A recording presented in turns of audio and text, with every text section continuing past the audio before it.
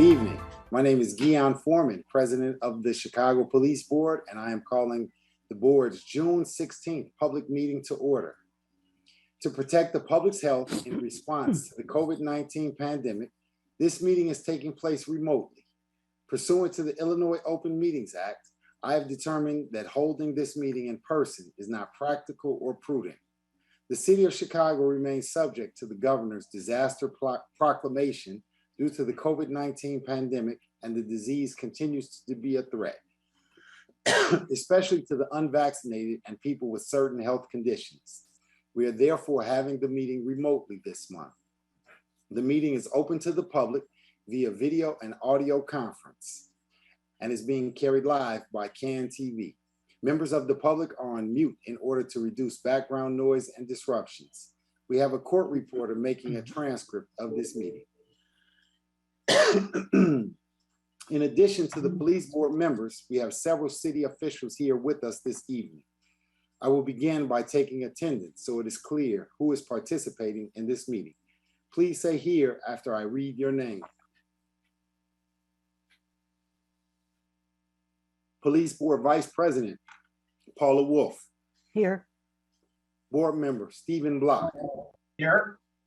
Board Member, Mariley Cusack. Here. I need some water. Board Members, Michael Eady. Here. Board Member, Steve Flores. Here. Board Member, Jorge Montez. Here. Board Member, Andrea Zopp. Here. Superintendent of Police, David Brown. Here. Chief Administrator of the Civilian Office of Police Accountability, Andrea Kirsten. Here. General Counsel, excuse me, General Counsel for the Office of Inspector General, Nathaniel Wackman. Here. And might I make note that this is a new title. Congratulations, and thank you for serving in this capacity. Chief of the Chicago Police Department's Bureau of Internal Affairs, Yolanda Talley. First Deputy Superintendent, Eric Carter. Good evening, everyone. Here. Deputy Chief of Chicago Police Department, Bureau of Patrol, Roberto Nieves. Here, thank you, welcome. And we have Chief McDermott. He's driving, so he might not be able to press unmute. Oh, that's Chief Deanahan. I'm here. Okay, all right. Oh, okay, Chief Deanahan, I'm sorry. All right. Well, Chief okay. McDermott? I will be filling in for Chief McDermott. It's Deputy Chief Nieves. Oh, okay, all right, wonderful. Deputy Director of Litigation for CPD, Matthew Burke. Thank you. Thank you. And Executive Director of the Police Board, Max Caproni. Here. Thank you. We will now proceed to the items on the meeting agenda. We will have time at the end of the meeting for public comments. Once again, members of the public are currently on mute in order to reduce background noise and disruptions. When we get to the public comment portion of the meeting, we will unmute each speaker. First, we are pleased to have with us this evening Adam Gross, Executive Director of the Community Commission for Public Safety and Accountability, who will be speaking on the Commission's mission. Adam. Thank you, Mr. President, for the opportunity to talk about the new Community Commission for Public Safety and Accountability. The commission was created by the City Council in July of last summer, and it's intended to be a new model for police oversight, accountability, and public safety. The ordinance sets up two new bodies, a community commission that will work citywide and district councils that will work in each of the city's 22 police districts. I'll give you a quick overview of the two bodies and then talk in a little more detail about each one. So first, briefly, the community commission will have power to make systemic reform. It'll have 7 members. They'll need to meet qualifications that are laid out in the ordinance, including pretty extensive requirements about work they've done and also requirements that there be geographic diversity on the commission. An interim commission is going to be selected soon, and then starting next year, commissioners will be nominated by the district councils that I'll talk about in a moment, selected by the mayor and then approved by the city council. So the district councils, there will be 22 of them, one in each police district, and each district council will be made up of 3 people elected from that district. The first election will be next February, and the district council members who are elected next February will start their work next May. They'll focus on making improvements within the district and on plans to make the neighborhood safer.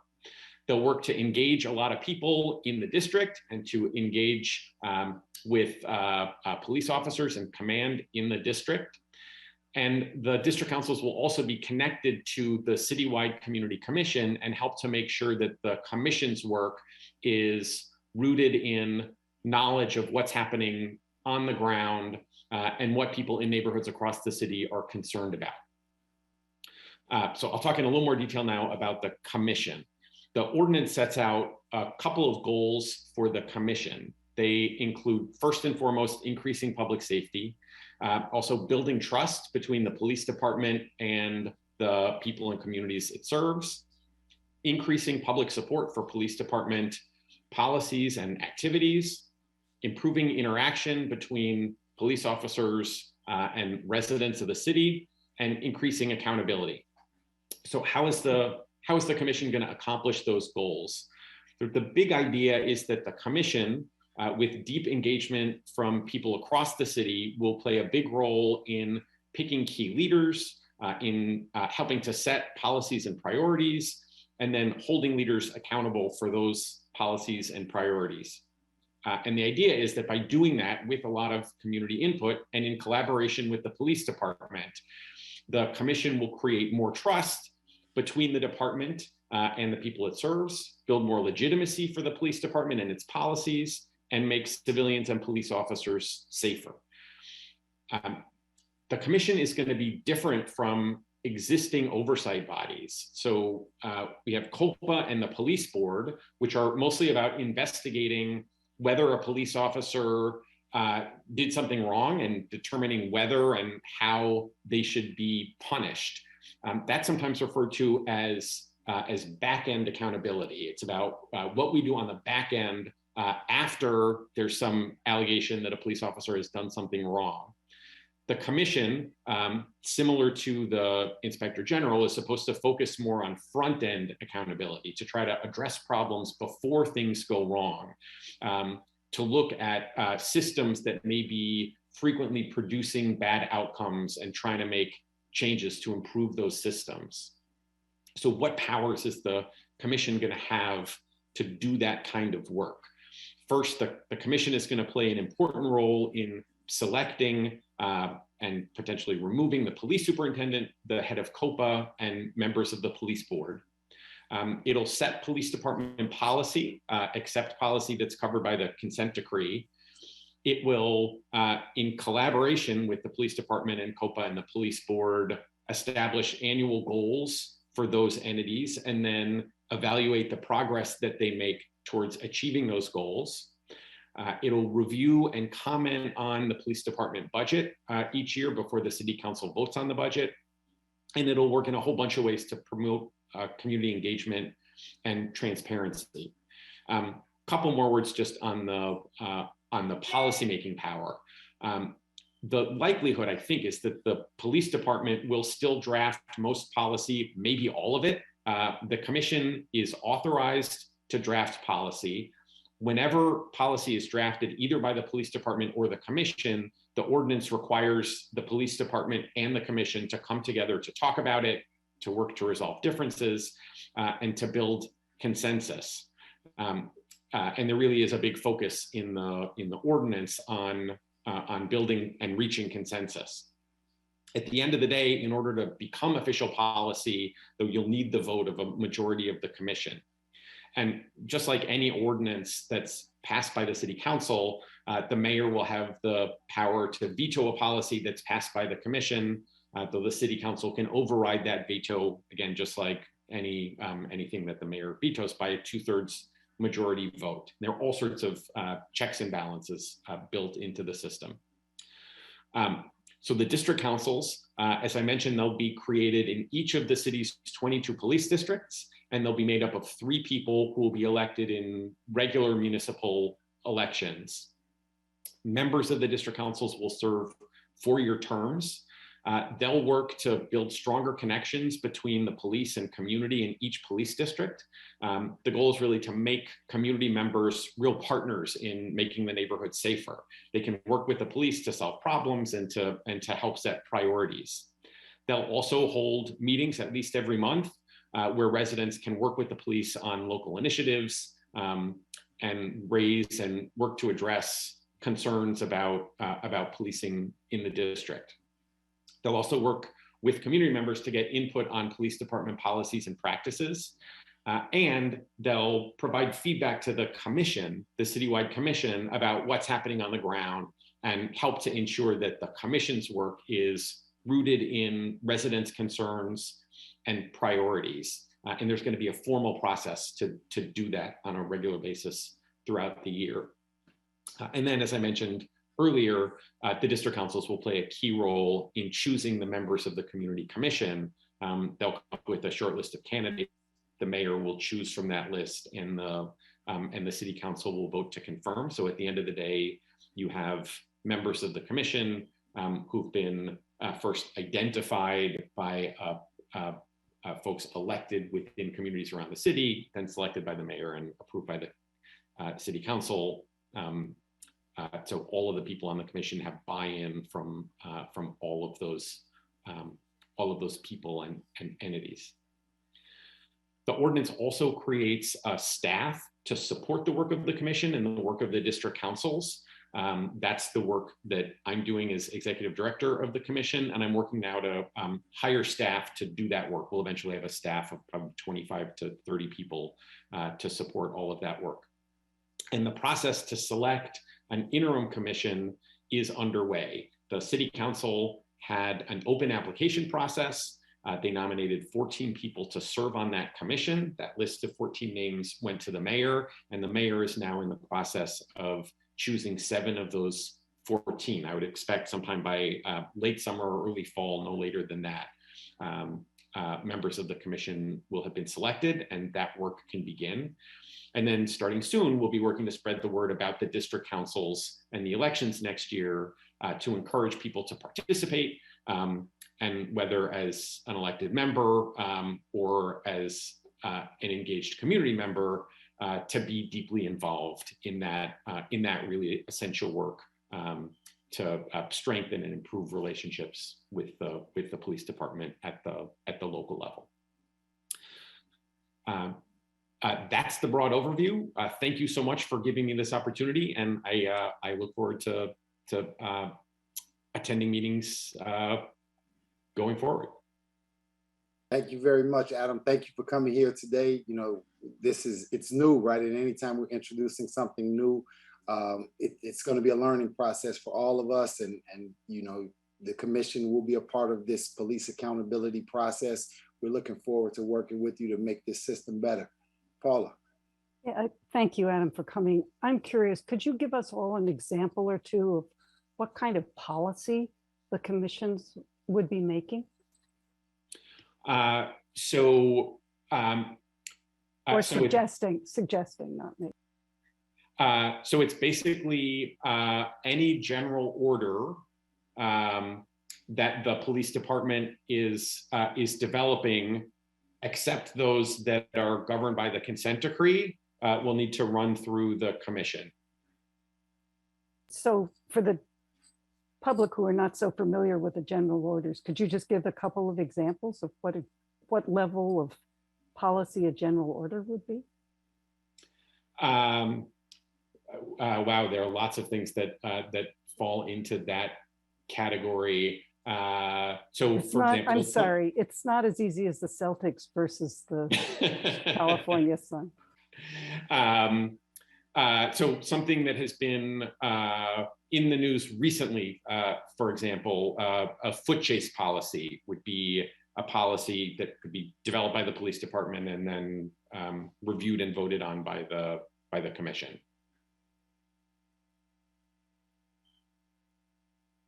Thank you. Thank you. Any other thoughts, board members, questions? All right. Thank you very much, Adam. Appreciate it. Thank you. Board, is there a motion to approve the minutes of the board's May 26th regular public meeting? So moved, Paula Wolf. Second, Michael Eady. All in favor, please signify by saying aye. Aye. Aye. Any opposed? The motion passes. Our next regular meeting will be held Thursday, July 21st at 7:30 p.m.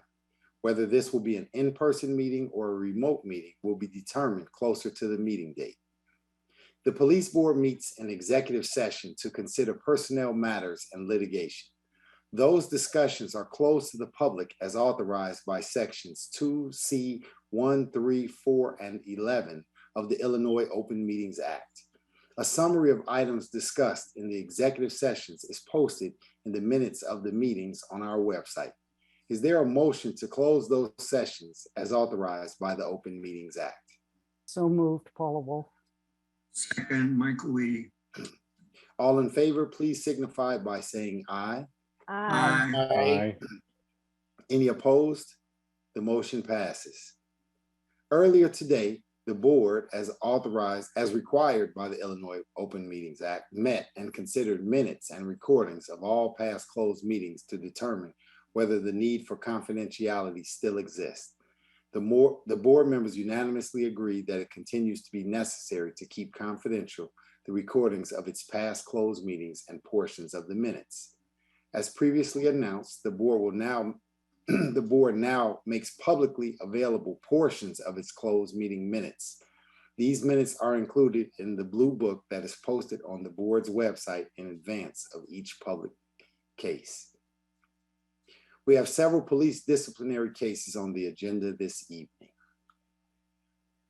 The board, as authorized by the Open Meetings Act, has considered in a closed meeting 2 police disciplinary cases. The board will now take final action on these cases. Regarding case number 21PB2993, is there a motion to find police officer Nicosia Matthews guilty of conduct unbecoming an officer while off duty and making false statements, and to discharge her from the Chicago Police Department? So moved, Paula Wolf. Second, Michael Eady. I will now call on members of the board for their vote. Wolf, Aye. Block, Aye. Cusack, Aye. Edie, Aye. Flores, Aye. Montez, Aye. Zop, Aye. and I vote in favor of the motion. Voting in favor are board members Wolf, Block, Cusack, Edie, Flores, Montez, Zop, and myself. The motion passes by a vote of 8-0. Is there a motion to adopt the written findings and decision that have been reviewed by all board members who participated in this case? So moved, Paula Wolf. Second, Michael Eady. All in favor? Aye. Aye. Aye. Aye. Any opposed? The motion passes. Regarding case number 21PB2996, is there a motion to find police officer Tanasia Granado guilty, violating rules 2 and 3 for making inaccurate reports about an on-duty traffic crash, and not guilty of violating Rule 14, and to suspend her without pay for 90 days? So moved, Paula Wolf. Second, Michael Eady. I will now call on members of the board for their votes. Wolf, Aye. Block, Aye. Cusack, Aye. Edie, Aye. Flores, Aye. Montez, Aye. Zop, Aye. and I vote in favor of the motion. Voting in favors are board members Wolf, Block, Cusack, Edie, Flores, Montez, Zop, and myself. The motion passes by a vote of 8-0. Is there a motion to adopt the written findings and decision that have been reviewed by all board members who participated in the case? So moved, Paula Wolf. Second, Michael Eady. All in favor?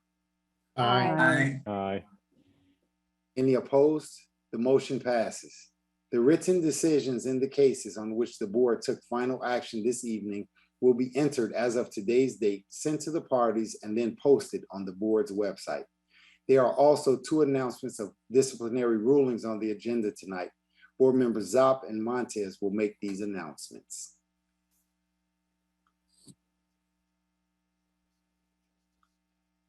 You want me to go first, Dion? I'll go.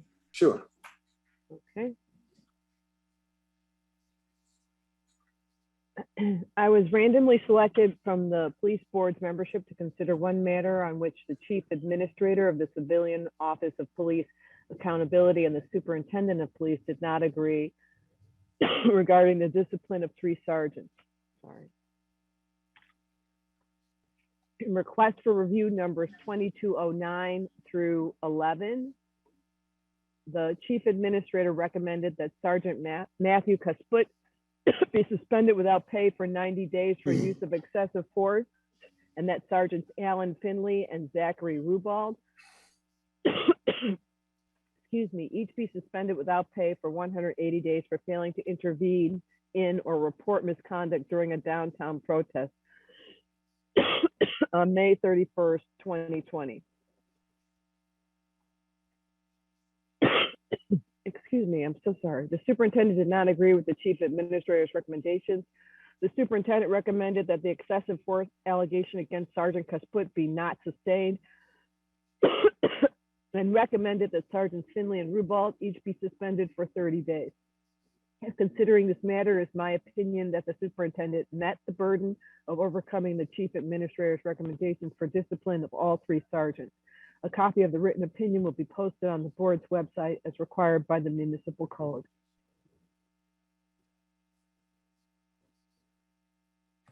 Thank you. Jorge. I was randomly selected from the police board's membership to consider one matter on which the chief administrator of the Civilian Office of the Police Accountability and the superintendent of police did not agree regarding the discipline of a police officer. In request for review number 22-12, the chief administrator recommended that police officer Patrick Halloran be suspended without pay for 90 days for unjustified use of his baton and failing to activate his body-worn camera during a downtown protest on August 15th, 2020. The superintendent disagreed with the chief administrator's recommendation. The superintendent recommended allegations regarding baton use be not sustained and that the officer be given a reprimand. After considering this matter, it is my opinion that the superintendent did not meet the burden of overcoming the chief administrator's recommendation for discipline. A copy of the written opinion will be posted on the board's website as required by the municipal code. Thank you. Next up, Superintendent Brown, would you like to provide your report? Good evening, everyone. I want to recognize all the members of the police board and for your dedication to the city, as well as the community members who are joining us here today. As you know, on June 1st and June 5th, 2 Chicago police officers were shot in the line of duty in separate incidents in the 7th district. Thankfully, both courageous and dedicated officers survived the unthinkable attacks and are now at home recovering. But that week and the days that followed were tough on the department and on our city. Both acts of violence served and will always serve as a stark reminder of the dangers the brave men and women of the Chicago Police Department face every day. Still, police officers get up every morning and put on the uniform, leave their families at home, and give their all to this city. We wish the best to our officers as they take this time to recover from their wounds. And we thank them and all of our officers putting themselves in danger for this city above self. Chicago Police Department won't stop working to enhance public safety and promote community empowerment. And we know all of you share that same commitment. Officers are making good on our goal to increase visibility, engagement, and collaboration. Officers are doing work on the ground in our neighborhoods side by side with our residents. As we embark further into the summer, we're seeing progress, but we know we cannot let up. We are prepared to get through, we were prepared to get through multiple large-scale events over the Memorial Day weekend without any major incidents in either of these events. We are doing what it takes to keep the public and our officers safe while getting ready for future events this summer. This year so far, shootings and homicides are both down across the city. Homicides are down 10% and shootings are down 17%. We've also focused our efforts and resources on the top 55 beats where more than half of all violent crime occur in the city. In those top 55 beats, homicides are down 25% and shootings are down 33%. But we will remain persistent in our efforts and consistent outreach to the community. Making our city safer is about collaboration at every level. Earlier this month, the department hosted the first gun turning event as an example of that collaboration with the community, held at St. Sabina Church, where we collected over 400 guns, including 13 assault weapons at the gun turning. Overall, officers have recovered over 5,500 guns illegally possessed since the beginning of the year. We've also made over 2,500 gun arrests this year. Enforcement, however, is only one piece of the public safety puzzle. Chicago Police Department is focused on community engagement. This month, we participated in a peace rally in the 5th District and helped kick off our West Side Youth Baseball League with the parade. If you hadn't been to that, you got to join it next year. It's really fun stuff on the West Side there with those young kids playing baseball all summer. And we continue to work with city departments and agencies to seek alternatives to the criminal justice system when possible. This is especially important when we look at the statistics revealing that youth account for half, actually it's near 60% now, of all carjacking related arrests. Still, officers continue their tireless efforts. We've made over 634 carjacking related arrests so far this year. So we'll continue to hold offenders accountable while continuing to address the root causes of violence. And we will also uphold that commitment to ourselves and holding ourselves accountable. Thank you. Thank you, Superintendent. Chief Administrator Kirsten, if you'd like to provide your report. Thank you, President Foreman and members of the Police Board. Just reporting out on COPA's statistics from last month. In the month of May, we received 417 complaints and notifications. Of those, 136 were under COPA's jurisdiction, and continuing in the trend that we see month after month, 59%, so the highest percentage of those cases under our jurisdiction were improper search and seizure or Fourth Amendment allegations. Also, we have one thing in common with some of the remarks that Superintendent Brown made just now, which is that we also understand the importance of community engagement, and that's a big focus for COPA as well, being present in the community we serve, listening to the community that we serve, and also explaining what our role is and isn't, and also helping to inform the public about some of the rights that our officers have in order to better understand the challenges to creating a safer Chicago. So we were also out in the community as well this month. We were joined Latinos Progresando on May 4th at their quarterly community meeting. We also had the privilege of returning to the Leaders Network for their May meeting. That's West Side Faith Leaders. Also several student engagement activities at local CPS middle schools, specifically targeting 8th grade classrooms. And it's a unique program. We were at both Gary Comer Middle School and John Garvey Elementary School in the month of May, speaking to almost several hundred 8th graders in total about what a mock investigation for police misconduct looks like, making sure that kids understand that what you see on social media or the sound bites that you pick up on the news, of course, aren't the entirety of what goes into an investigation. And so really learning what putting together pieces of evidence looks like. I think we all can agree that our youth are very invested in issues surrounding policing and police reform and public safety. So the sooner we can start engaging that population and sort of explaining what the perspective is that we're engaged in our end of the public safety sector at COPA, the better. We were participating in Junior Achievement in a career event, and also returned again to the Noble Neighbors community meeting. All of those activities, I think, are really important opportunities to sort of elevate the understanding of our city as to what COPA is and what we do within the broader issues of public safety. And then lastly, I'll just take some time to talk a little bit about transparency. Transparency is something that you guys will hear me talk about frequently at these public meetings. It's something that's very important. It's core and foundational to building trust in our communities, is having transparency and openness in the work that we do.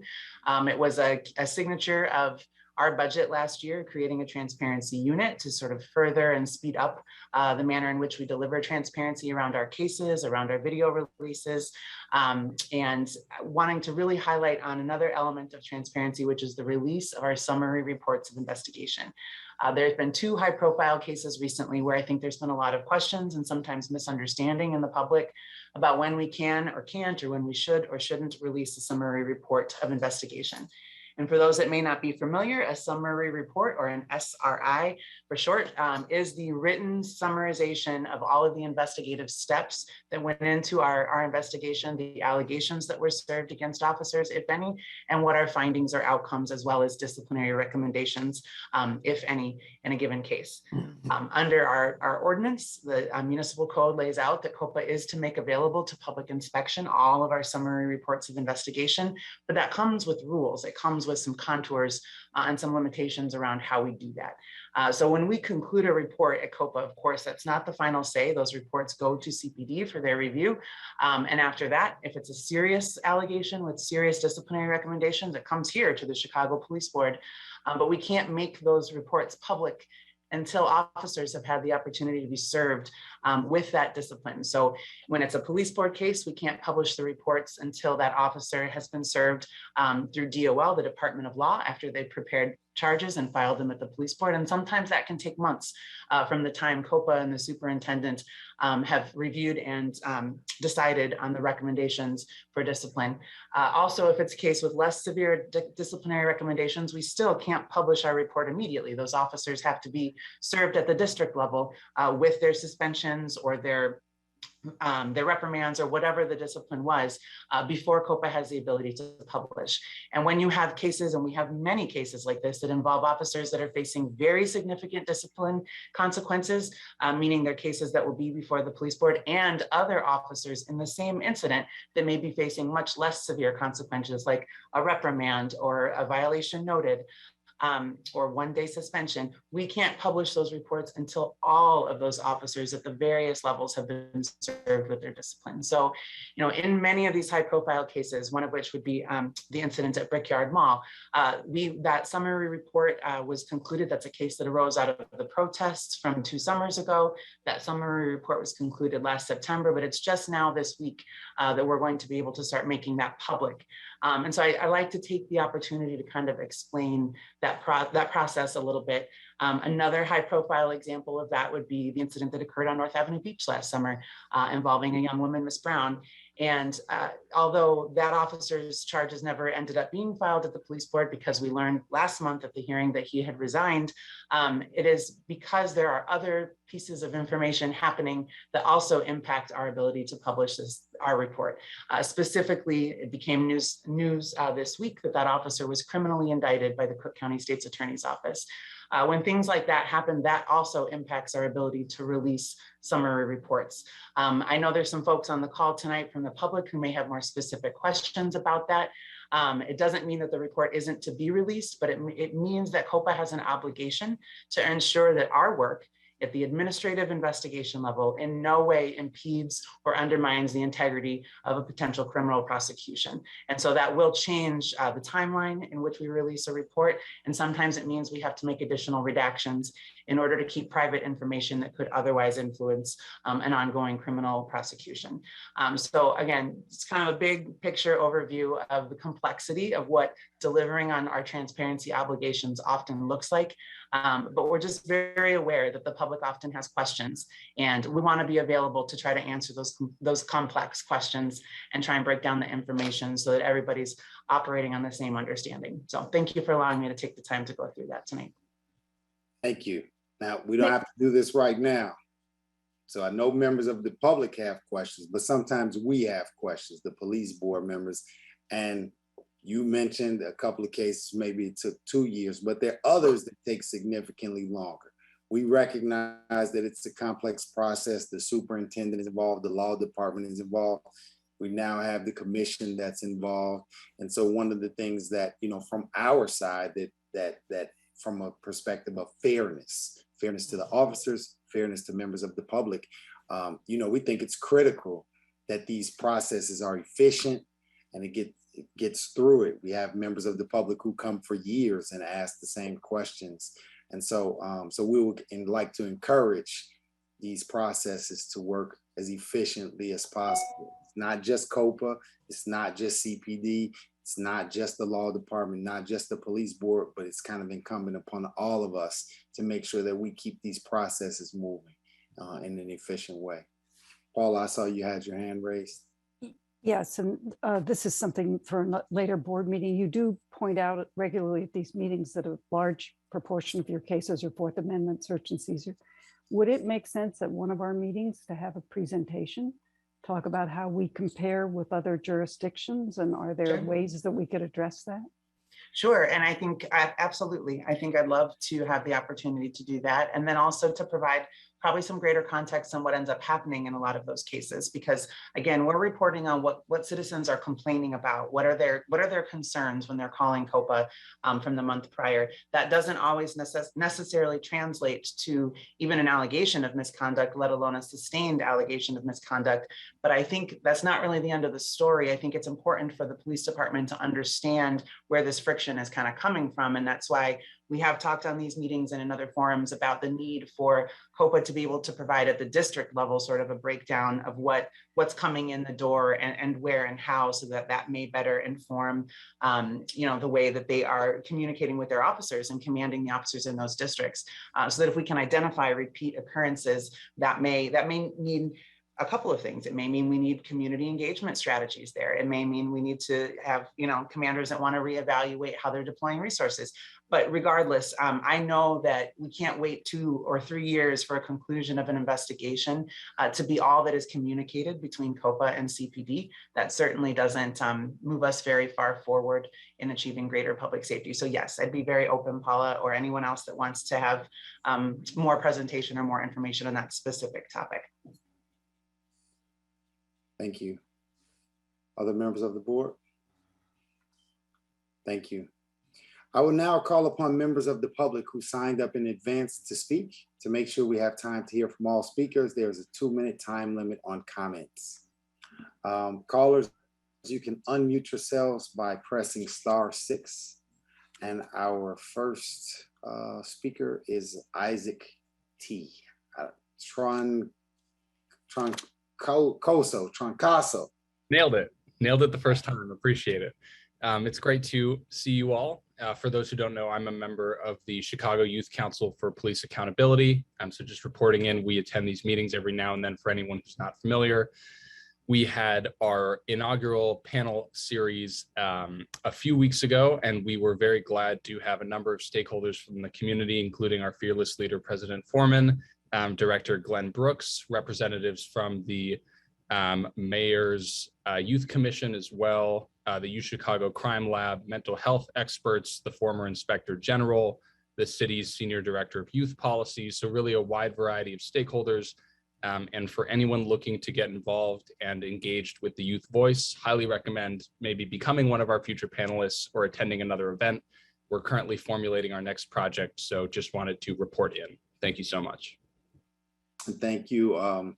Extremely well done with the panel. Looking forward to seeing more, really encouraged by seeing our young people really kind of stepping up and bring up issues that are important, not just to young people, but the entire city. So bravo to you and the rest of the commission for a job well done. Our next speaker, Lakeisha Caples. Lakeisha Caples. If you're there, if you can press *6. Our next speaker, Krista Noel. Ms. Noel, if you could press *6. Hello, everyone. Good evening. Good evening. I had questions for you, but the bottom line is the Department of Law needs some limitations on the time that they keep anything, right? Any kind of case, other than a civil case, there should be a time limitation on them, and I'll just start working on those. Superintendent, I thank you for your decision as far as the Mia Wright case is concerned. COPA, we have been trying to get in contact with someone in the office about Pebbles case, specifically reviewing the video. We were told when we came there within a week of the last meeting where she testified that we would see the video within 2 weeks, and that has not happened. So I'd like you to, put that at the top of your list of things to do.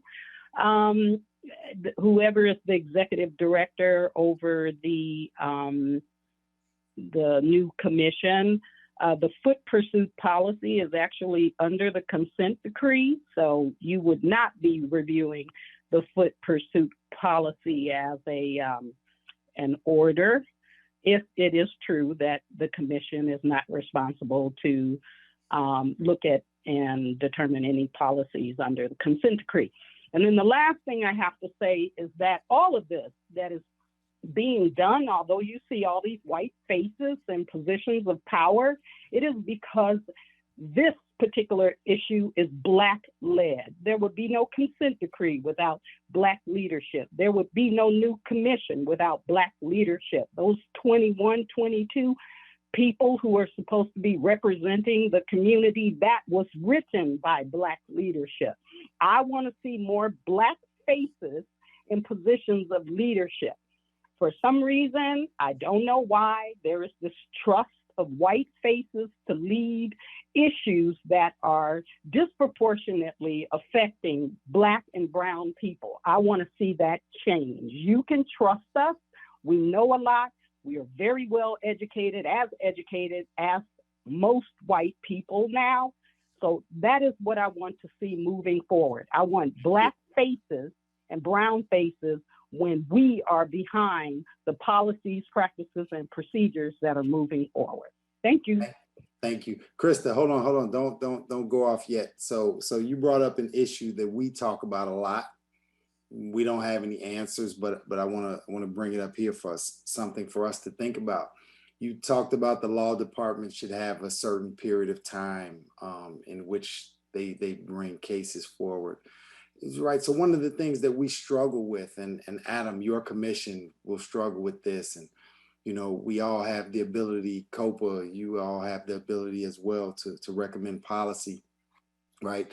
And so we have this delicate balance about if a case is not brought by a certain period of time, then what happens? How do you make something fair to members of the public and at the same time make something fair to members of the department? So in the same way that Krista, you and your colleagues push for certain things, these are some of the places where I think that we need some help kind of thinking through how do we get through these issues, right?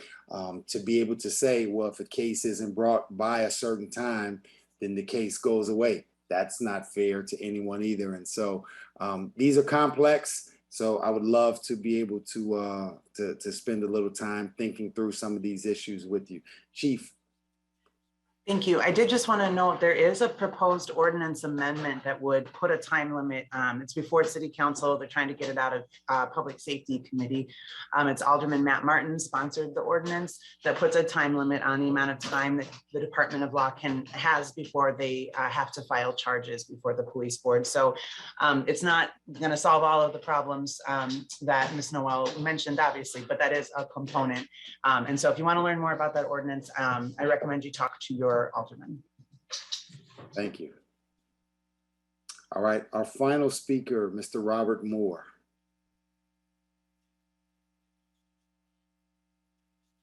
Mr. Moore, if you can press *6. Yeah, can you hear me? Yes, sir. Okay, this is Robert J. Moore speaking on behalf of the Institute of St. Michael the Archangel Executive Committee, 16th of June of 2022. This conveyance is dedicated to Guy Fawkes and Carlson Stauffenberg, true patriots who paid the ultimate price. The main thing that has to be accomplished here is vigilante vindication. vigilantism that will save this country if it could possibly be saved. The nominal policing entities, like the military, are obstructions to the vigilantism that is indispensably morally necessary to fix the problems and protect the interests, legitimate reliance interests, which are defrauded continually all day long from this Talmudic, barbaric, totalitarian abomination that the nominal United States has become. On Sunday, 6/12/22 or 2042, Park, Robert J. Moore was a victim of a theft of another $400 worth of property, 3 laptops, 2 book bags, everything else. Police report number 277263. Still in search of all of that material. There's a $400 reward that's been, or 300, whatever it is, posted for the recovery of that and or for convictions of the perpetrators. Number 2, Dr. Richard Fleming, MD, PhD in physics, Juris Doctorate, 90-page resume, over 400 published papers, has published a book called COVID-19 Bioweapon. He's been interviewed in penalty of perjury, explained there's nothing natural about the COVID-19. The whole thing is a manufactured vector for the destruction of what's left in the non-counterfeit version of the rule of law and the reduction of the population to 486 million non-Jews worldwide. That's 56 million non-Jews in the United States.